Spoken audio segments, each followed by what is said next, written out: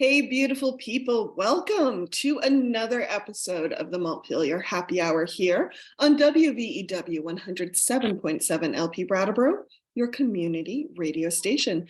I'm the host and producer of this show, Olga Peters, and this is where we talk about how everything in Montpelier shakes out for the rest of us. I want to welcome to the show regular contributor Emily Kornheiser, one of three reps from Brattleboro. Hey there, Emily. Good morning, Olga. So nice to see you. And I have been enjoying so much how every time you say the intro, you put the emphasis on a slightly different syllable to see what happens. And that's so fun too. Thank you. I practice, can you tell? I also want to welcome to the show Representative Mike McCarthy from St. Albans, who is chair of the House Gov Ops Committee. So glad you can join us, Mike. Very happy to be here again, Olga. Thanks for having me on. Well, we are talking about H-127, which is a bill, if anyone's not aware, to legalize online sports betting in Vermont. And it's been going, I think you just were working with it in your committee, Mike, and it just went to Ways and Means, Emily. So it's now sitting in your committee. And I'm looking forward to diving into this issue about sports betting in Vermont, because I have to say, as someone who grew up in one of the more tourist areas of the state, I guess I was always surprised that we didn't have more sports betting. It seems like tourism, gambling, all those sorts of things kind of go together. At least in Olga's brain. So I'm wondering, Mike, can you tell me why sports betting is not like a bigger thing in Vermont? What's our kind of history with this issue? Yeah, so I want to say that, yes, the H-127 started in House Gov Ops, Government Operations and Military Affairs, my committee, and we worked on the policy and the recommendations of a study committee last year that really delved into some of the bigger choices and made recommendations about this. And we'll get into those policy choices. And my committee passed the bill out on a vote of 9-3. And because obviously it has to do with money and affects the revenues of the state, went to Chair Kornheiser's committee over in Ways and Means for them to think about the financial implications and whether the model in the bill was right. But the history of gambling and betting in Vermont, my experience with it anyway, is that, sorry, getting a little phone buzz going. Don't want that to happen during our show. My experience with it, and the testimony that we heard is really that gambling is just illegal in Vermont, period, right? We're an outright prohibition state. So if you think about it as analogous to other sins or vices like, alcohol and our evolution around the prohibition of alcohol in the 20th century, the prohibition on cannabis that we've recently taken a bunch of steps to have a tax and regulated market that is now just in its, infancy in Vermont. In some ways, gambling and especially sports betting is kind of analogous to those other sins where the prohibition failed. And we kind of need to acknowledge that the prohibition has failed. So the only real legal wagering at all, or sort of putting up your money for the chance of being able to grow it, has been the Vermont lottery for the last, 2 decades plus. And that was really fiercely debated. I mean, there are folks who are still in the legislature now who were opposed to the Vermont lottery then, and continue to be opposed to it now. And when you think about the way that the Vermont lottery is the one legal way that people can sort of risk their money for the idea that they might get more in return, and where that money goes to, there's another sort of analogous policy path with the history in Vermont. So the reason you don't see casinos or Keno or even legal things like, a poker tournament in Vermont is that gambling is illegal in Vermont. It is absolutely prohibited except for the lottery. And then if this bill passes, we're carving out a legal regulated space for online mobile sports betting that's already legal in all of our neighboring states. It's about to go online in Massachusetts, which will be the last of our neighbors to put it into effect. And so right now, Thank you, Mike. we know that people are doing this illegally through VPNs or just illegal websites, which are not regulated, and people aren't sort of protected from a consumer perspective. And then we also know that folks are like driving over the border and sitting in their car right over the border to do this on their phones, which again, not what I would do with my time or money, but I do all kinds of other ridiculous things with my time and money. So who am I to judge them and their time and money? And there's one other form of wagering that is legal in Vermont, which is those the split tick. What are they called? The split tickets? Pull tabs. Pull tabs. Yeah. Yes. What are pull tabs? Those like scratch tickets? No. So scratch tickets are part of the Vermont lottery. Pull tabs are like a game that people will play in bars. And the reason that I sort of don't put it in the same category as the lottery is that the earnings from those have to go to a charity. They're not the house, as it were, isn't getting the benefit of those pull tabs, but it's a gambling activity that people do primarily in bars. And so it's kind of an entertainment that raises money for charities and is typically really low dollar. So I put it in a different, little bit of a different category in my mind, but Emily's absolutely right that is another form of legal and gambling. Kind of the honestly, same like thing as like also- 50-50 raffles. Yeah, so 50-50 raffles are kind of in a gray area. I think that's the thing, like even those tickets are so controversial, like within the legislature, that people should not be doing this. And then stuff like when people have a pool at work, that's actually illegal. Yeah.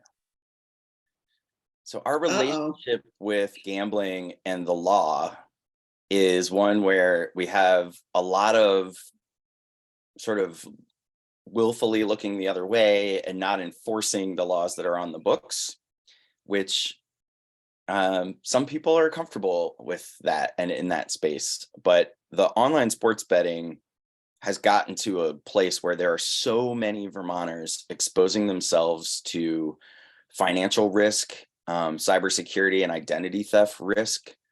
And unlike a lot of other illegal activity, we actually can quantify a good portion of this activity because of something called geofencing. So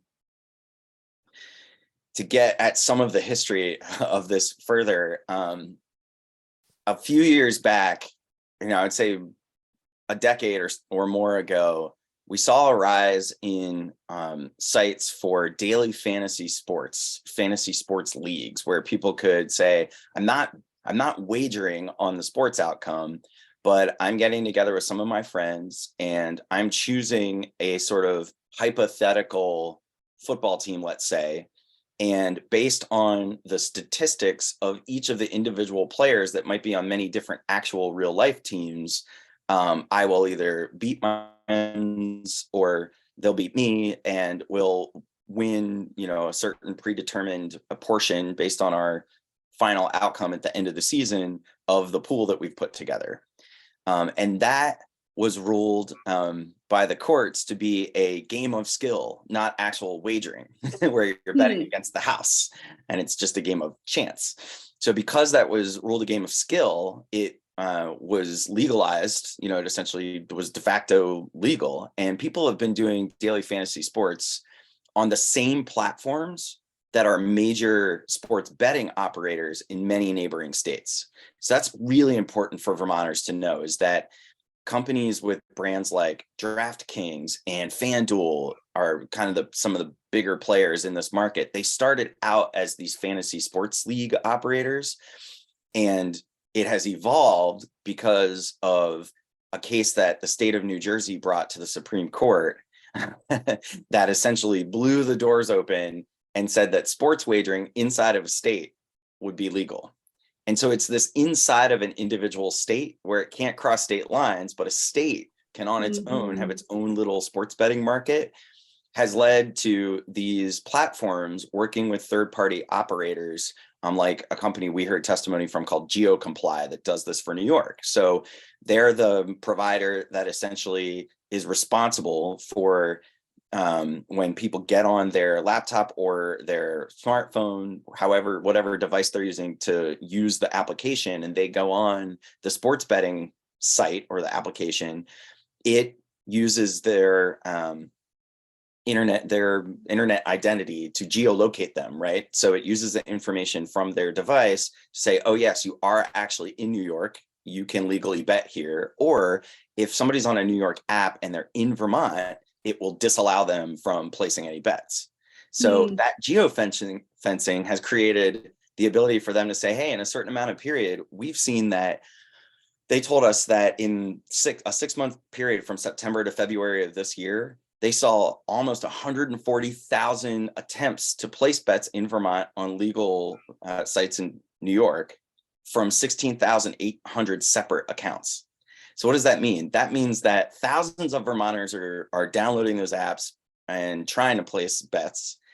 And then hundreds, if not thousands of them, we can see their activity, that they physically will go to New York, and then we can see that they try to bet on their way. Once they get over the border, they bet, and then they come back, and we can track the data points of when their attempts are. And we can't tell who those individuals are, but we can see that they're the aggregated data of hundreds and hundreds and hundreds of people doing this just in that short 6-month period during the football season. So what that led me to believe is that the harm from problem gambling and the potential for identity theft or criminal liability to Vermonters who are already participating in this activity of illegal sports wagering was something that we should probably go ahead and finally realize that the prohibition has failed. We can help protect these Vermonters with consumer protections, investments in the prevention and the treatment of problem gambling, and just bring this gray or black market activity into the light and make it safer for Vermonters. Thank you, Mike. And just, I have a question for Emily, but before I do, the GeoComply actually submitted a report to the legislature, which I will link to in the show notes, as well as the sports betting committee's report that they submitted in December. So if anyone wants to read those. So Emily, way back in the before COVID times, we actually did a series on like sin legislation and regulating sin. And I feel that this gambling falls right into that. I know we skipped that. Yeah, we didn't do gambling. Well, probably because it's not in front of us like it is some other things. So how are you sitting with that? Like, what's your point of view on? It's pretty similar in that I have no interest in doing it. I don't really understand it. I feel like it's for a whole, it's for people who are not me. It's mostly for like middle class, younger, middle-aged white guys. It's like for, guys like Mike and my brothers-in-law, not me personally. He knows people. But like, that's okay. Like, not my sin. I have my own sins. And again, like, I really want us to build legislation based on how we actually behave rather than how we wish people behaved. And this is a perfect example of this. Like, it's happening no matter what. Better that one, we collect tax revenue from it, from the Ways and Means perspective, and two, we are able to put in place safeguards. And I think really the technology of it compared to, say, we heard testimony from one of the commissioners in New York of sports betting, where like, betting in New York is a whole other thing, right?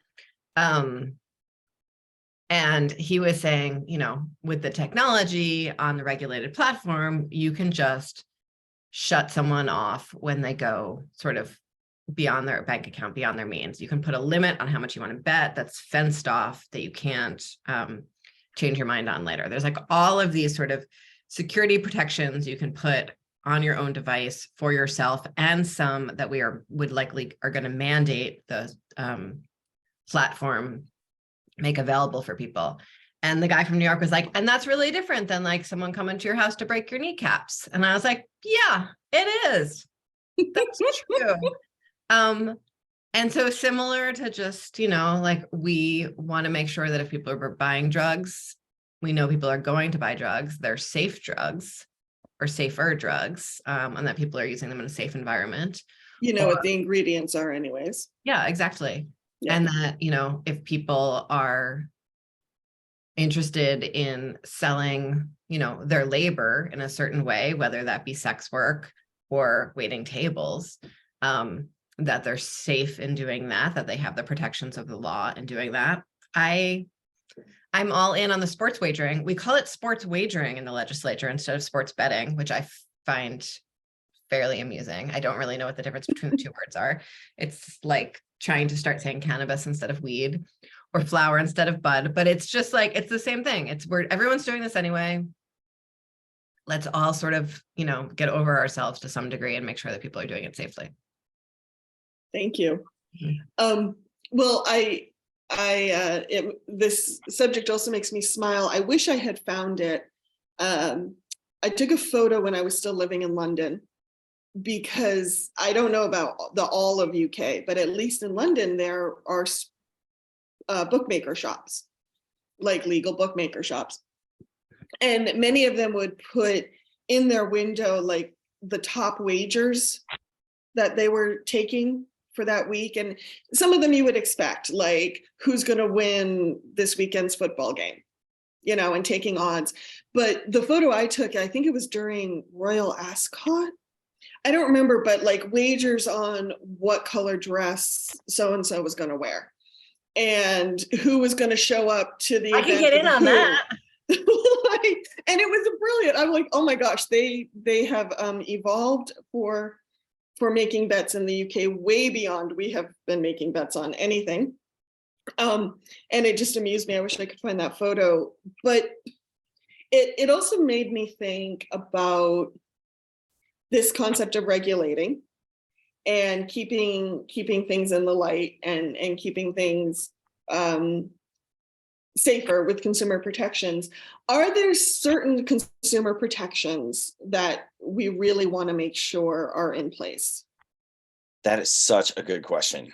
So there are a whole number of responsible gaming policies that this bill requires the operators to adopt. So an important piece of the technology that Emily was talking about is that there will only be somewhere between 2 and 6 licensed operators of those platforms under this bill. So that makes Vermont, if we adopt H127 and it becomes law in anything like its current form, we would essentially be a control state. The way we're a control state for alcohol, we would be a control state for sports betting, where there would be these licensed agents of the state that would be highly regulated by the Department of Liquor and Lottery that would oversee them.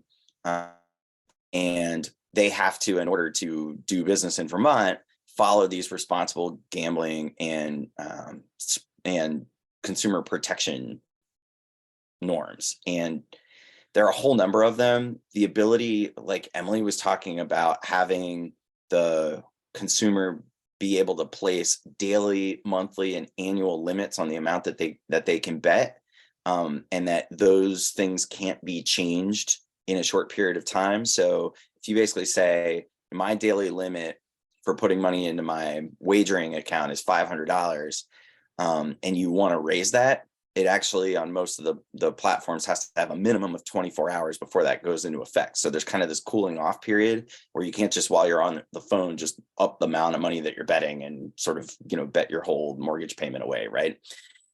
So there's those kinds of in-app protections. And then there's also a really important one that Emily alluded to, which is self-exclusion. And what a lot of states are starting to adopt is not just in one app. So one operator having the ability for somebody to say, I don't want to play this. This is a compulsion for me. I want to self-exclude. I'm done for 6 months or for life even. they can pretty easily within those apps self-exclude. But now we're requiring, like some other states have started to require, a universal self-exclusion where all of the legal operators, if you self-exclude from one, you're off all of them, and the apps won't let you place bets on those platforms.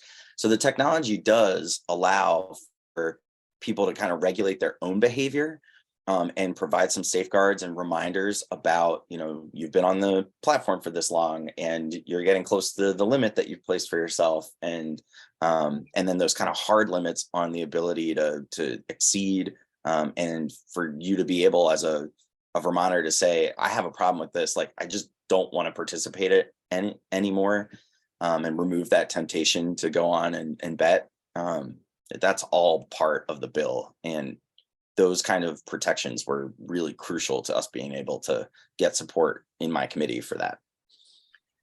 And there's a whole bunch, there's also, you can't sort of like switch devices and have it, trick it. So, like local newspaper, the Brattleboro Reformer, you get like 3 free articles a month, but it's like such a decrepit website that if you switch browsers, you can get another 3 articles. But like a quality website does not allow that kind of trickery, and none of these allow that kind of trickery. You also can only link to a bank account. You can't link to a credit card. And so there's a pretty incredible suite of protections built in for someone to both sort of enforce their own limits and for some artificial limits from the providers. There's also a percentage of the revenue from this for the state is going to go into the state's problem gambling program, which up until this point has really not gotten much attention, and is not a particularly robust program. And so this is a real opportunity to also build that program out so that it's meeting the needs of more Vermonters. Okay, thank you. We have just 5 minutes left in this first segment. And in the second half, I really want us to dive a little bit more into the nitty-gritty of the bill. But just for now, what do you think is crucial for listeners to understand? I think that people are doing this anyway. And so whether we think it's a good thing to do or not, it's happening. And I think in that case, it's the government's role to ensure that it's safe. Thank you. Mike? I would build on that. Totally agree with that. And build on it by saying that if it were still illegal at the federal level, I probably wouldn't have made this a priority for my committee to work on. But the fact that so many Vermonters are participating in this, so many Vermonters are hearing the ads to participate on these platforms in neighboring states that are legal, and that we're the last state in our area to consider doing this, those are really key considerations that I think people should understand. And that at this point, the harm that does come from this, and there is really legitimate harm, like there isn't so many of the sin behavior that we discussed, right? There really is harm. I think the best we can do is put some protections on that for consumers, and also be able to get the revenue from taxing this behavior, so that we can reinvest that into things that Vermonters need. Wonderful. Thank you, Mike.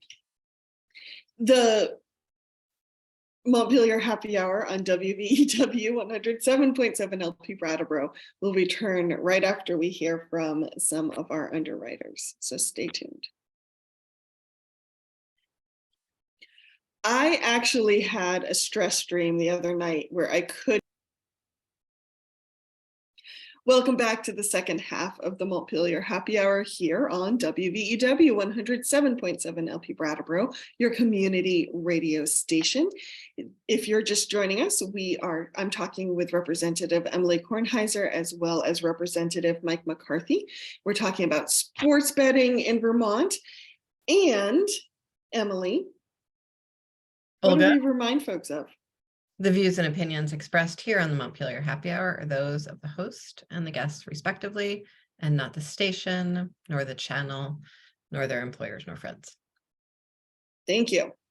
So, Emily, well, actually, before we go to Emily, because I know the H-127, the bill we're talking about, which would legalize and regulate online mobile sports betting, is in Ways and Means right now.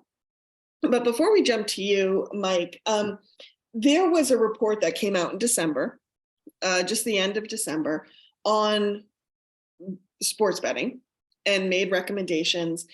And one of the things I believe the report talked about is how much revenue this new system could generate. And I think it was, and I heard in a news report, it was what, like 12 million in the first year or something like that. I'm losing my notes.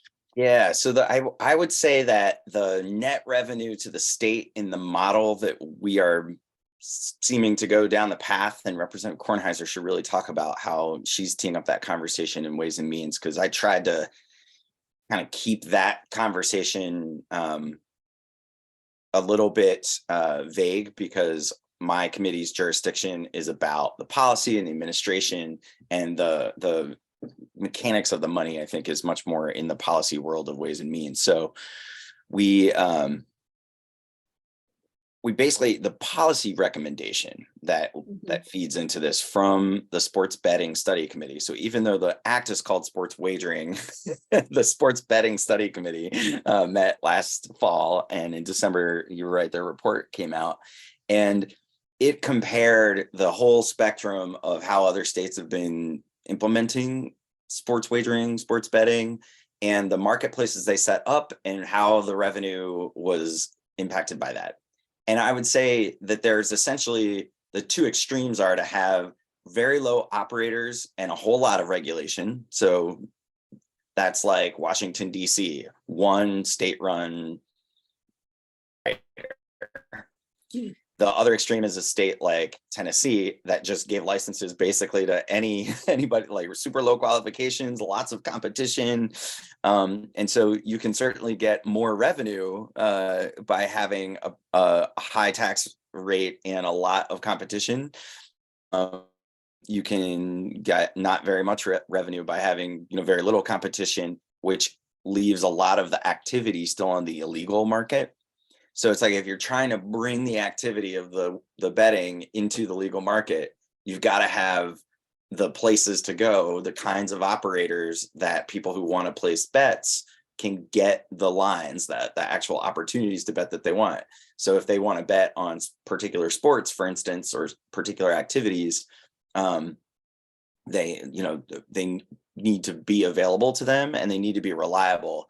So one of the things we heard, for instance, was that application that DC set up went down during the Super Bowl. So imagine you've got one legal betting platform that isn't capable of handling the volume of consumer activity, and it just crashes. That is an invitation for those people to go into a neighboring state or illegal markets. And that's not great. So those were all considerations. And so we, in House Gov Ops and Military Affairs, we looked at the recommendation to just be a control state, to have some competition so that there would be multiple operators. So we said between 2 and 6, but to have those be highly regulated. And then I'll turn it over to Emily to talk about sort of the revenue. But I think what we were looking at was probably like $10 million over 3 years as the thing ramps up in terms of net revenue to the state. And before Emily jumps in, the sports betting would be regulated through our existing Liquor and Lottery Commission, correct? That's right. And so there's we envision there being fees from the operators that would pay for the actual administration and staff at the Department of Liquor and Lottery. But that's right. So DLL would, since they operate the control functions on alcohol and have experience with that, and they have the Vermont Lottery is under their purview, seemed like the right home. And that was the recommendation of the study committee. Great, thank you. So Emily, along with being probably very grateful that you didn't work for the Washington, D.C. company that went down during the Super Bowl, Can we have a moment of silence for anyone who had to answer the phone that night? Tell us a little bit about how at this point in the development of the bill, that's the words I'm looking for, the revenue will be structured. Yeah, so there's some interesting balances that we need to strike that Mike referenced. So we want to make sure that however we're setting up the market, the operators entering the market need to be able to set sort of, it's not prices, it's like the parameters of the bets, but they need to set them at a price that's sort of low enough, basically, like they need to be profitable enough that they would be more profitable, that it would be, folks would be likely to bet there rather than the illicit market, right? So if we don't make the market accessible enough to the operators that are entering it, they wouldn't be able to compete with the illicit market. And that's something that like we talked about pretty intensely in the context of cannabis, right? You don't want to make it so hard to enter the market that it's actually like you're offering a better deal to consumers when it's illegal, right? And so there's that piece of it. We do want to maximize the revenue to the state because we have a lot of resources. And there's like, you know, politically, there's some folks who are super uncomfortable with the sin, but willing to do it for the revenue. And so it's also really important to maximize the revenue to the state for that. We also have a teeny tiny market. And so, you know, you said you don't know why anyone would want to enter it. A lot of these companies, I think, have a few different sort of things built into their revenue model that make them want to enter Vermont. One is, I think they're sort of thinking long-term, they're thinking nationally. And so they want to make sure that they have an opening for sort of like, you know, to make sure that everyone possible can enter. So that if, you know, someone goes to another state, they would be sort of like attached to that brand, or if it's legalized, like actually legalized nationally, which it isn't right now, it's just legalized at the state level, but in all states. And then but it's sort of like in international development, we call it like a base of the pyramid revenue model, which is basically like every dollar really counts. And you just want to get sort of as many single dollars as you can. And so we want to be really careful to make sure that we're creating enough space for operators to enter. We want competition for the reasons that Mike described, but we don't want too much competition because then none of the operators will actually be able to get a big enough corner of the market that it's worthwhile for them to be in Vermont. That's a good point.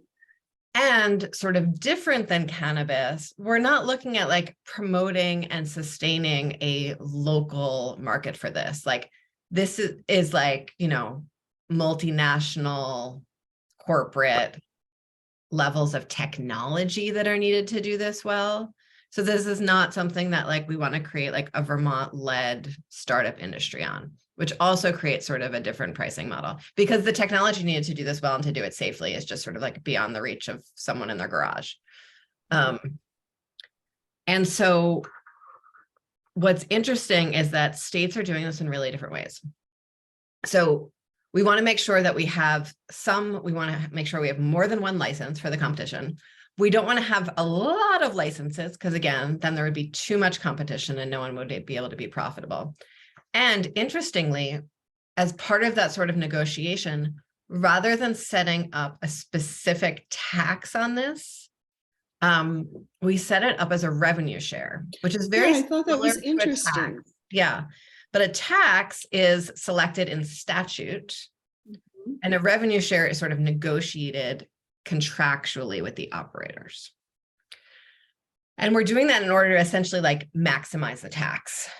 Because if I set sort of a 20% tax in statute, but there are these companies that are willing to go to 30% in order to operate in the state, better that we sort of negotiate that 30%. And I can't negotiate with the operators around the tax rate.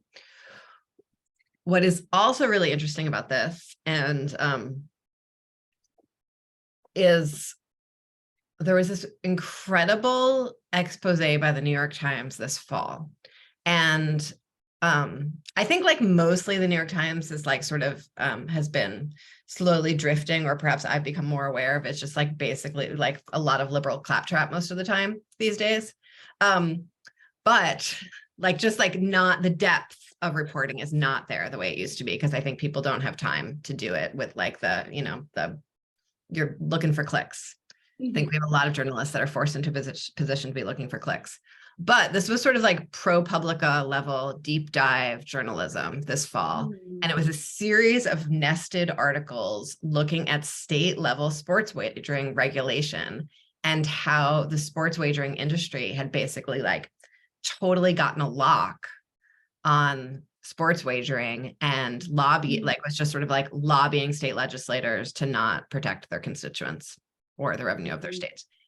And the first article I read, I was like, oh my God, we can't do this. This is outrageous. We'll be doomed. This is a terrible industry. And then by the fourth article, I was like, oh my goodness, the New York Times is telling us exactly how to do this well. And it was amazing. It was like a guide of like red flags to all the tricky ways that the industry would try to keep us from maximizing both protections and revenue to the state. Interesting. And so one piece of that is basically sort of like what's excluded from a revenue share.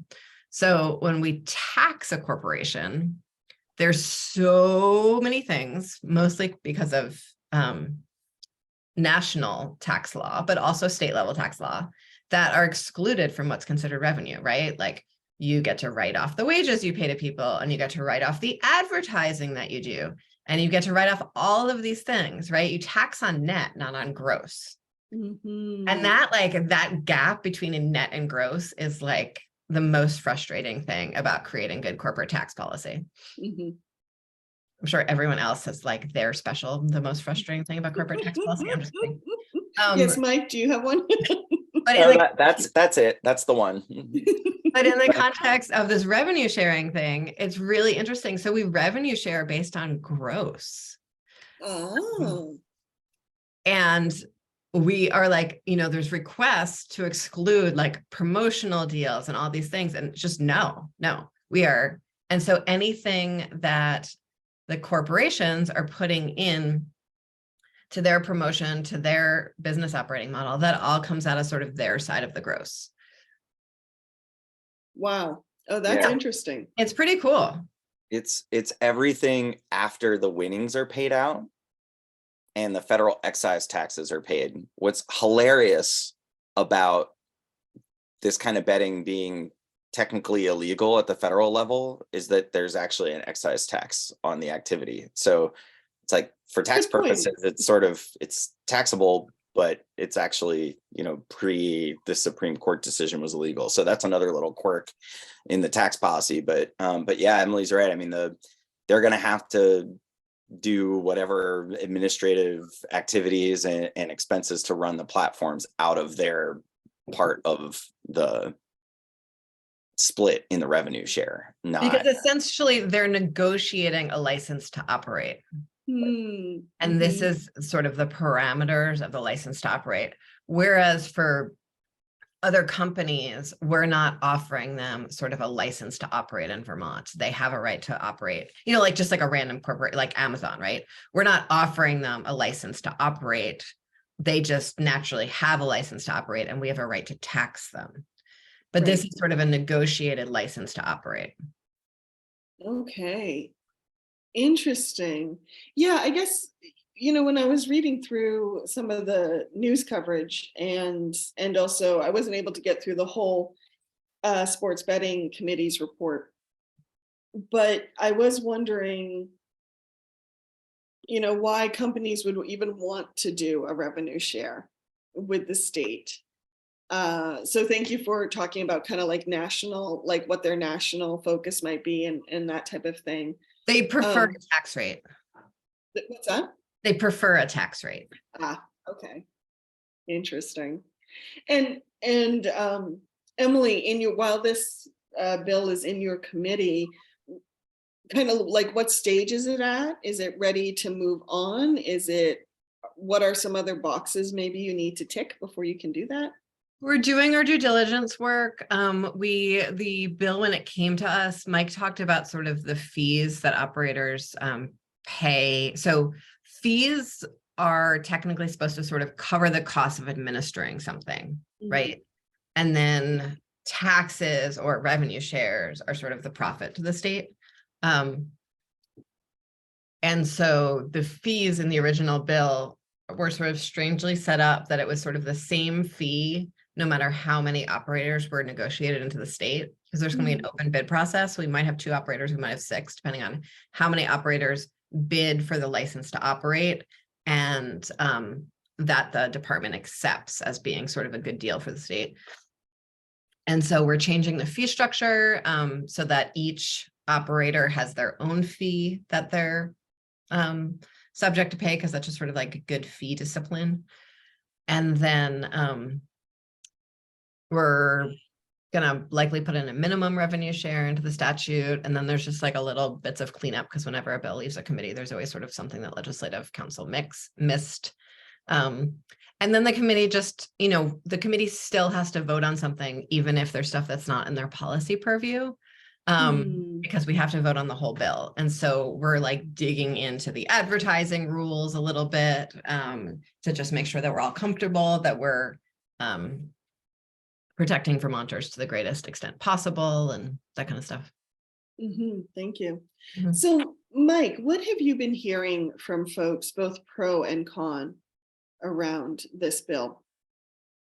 I think that the majority of the con is about being frustrated with the activity and the behavior of gambling itself. It's a con that's about really preferring the prohibition and not having the state kind of sanction, have the appearance of sanctioning a sin behavior by making it legal. So that's the majority of the con.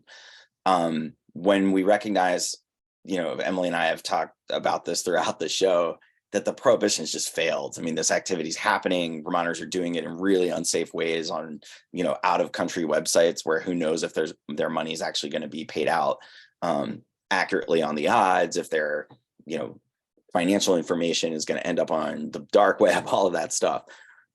So that piece, I feel like, is we've sort of set that aside, and we're moving forward for most legislators, at least the folks on my committee, the vast majority. But it didn't come out of my committee unanimously. It was a 9-3 vote. And I think those 3 votes, they're uncomfortable with the activity, but even more than that, there were a couple of the members of our committee that they wanted to be convinced by data that I think is impossible to get, that that there will be more good done and more harm prevention, more harm reduction than harm creation.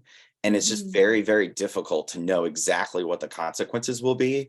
Like, we're doing many things in this bill to protect consumers. We're going to invest in far more problem gambling and, compulsive and addiction treatment than we have today. Right now, there's a really anemic little contract that the state has for problem gambling support and treatment and prevention with, just as part of the Vermont lottery program.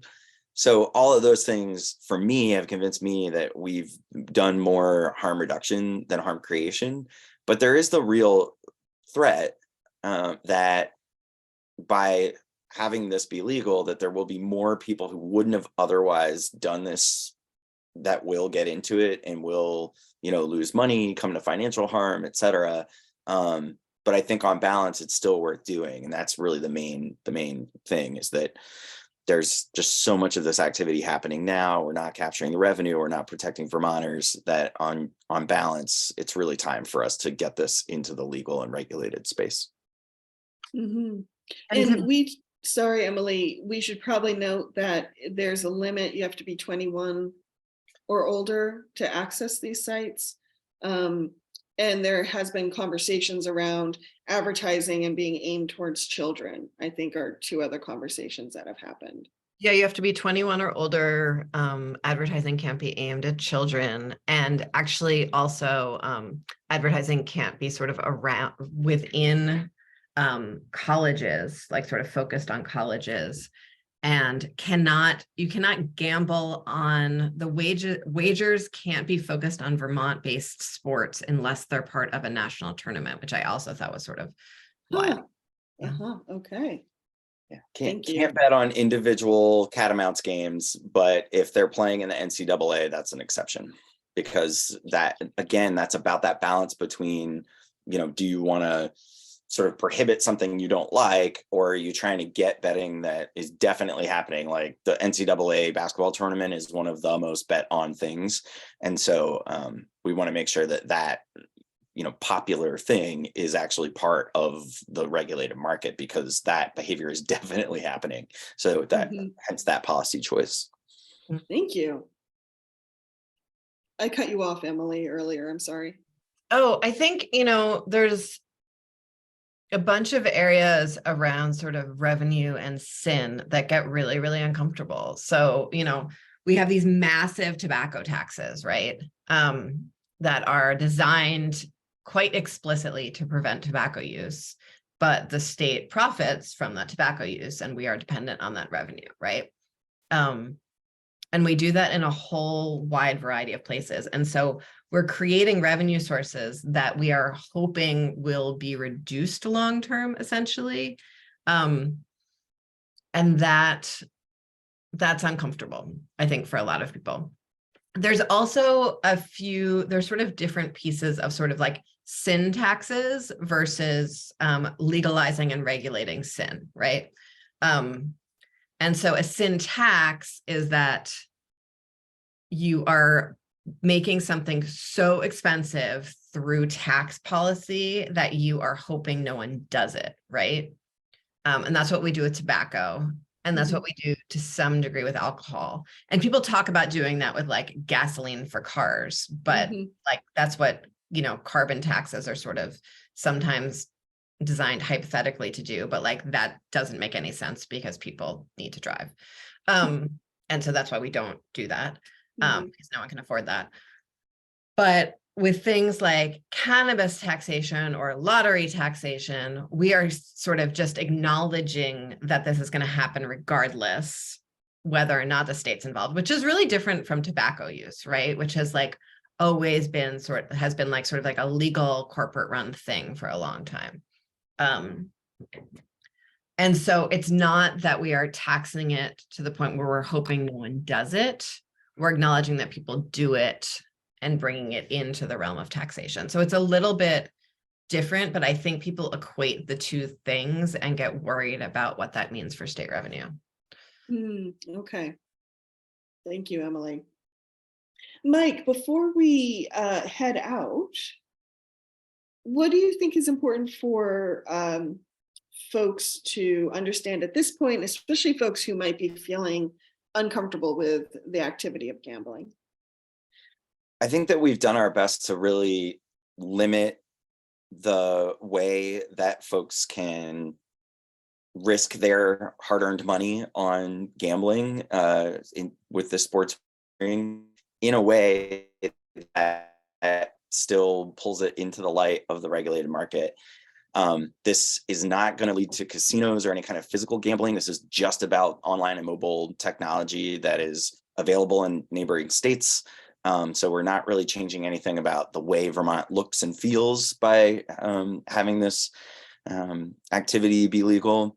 I also think it's important to know that thousands of Vermonters are already participating in fantasy sports leagues that are on similar platform to some of the big national operators that we had talked about, like DraftKings and FanDuel and that kinds of thing. So I think there's a lot of like adjacent activity already happening legally in Vermont to this. So that's not a major change. And I just want people to know that we've been thoughtful on my committee and Emily's committee, and I'm sure our Senate colleagues will as well, about whether this is the right thing to do for Vermonters. And we take that responsibility really seriously.